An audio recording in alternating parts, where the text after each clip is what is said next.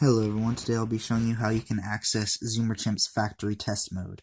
So what you want to do is hold down both the rear and head buttons, and then switch them on and hold down those buttons until his eyes become this color. Once you release, his eyes will start flashing. In that case, you will press both buttons again, followed by just the back button, and then his eyes will become this very light blue color. And after that, every time you press his head button, he will do one of his motions.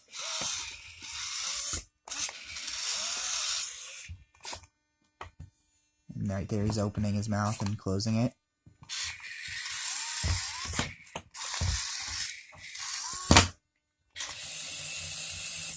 And now he's testing his wheels. And then once he's done with all of those, his eyes will go back into this color, and he will be done with test mode. Anyways, I hope you enjoyed this little video. If you did, please like and subscribe. Thank you for watching.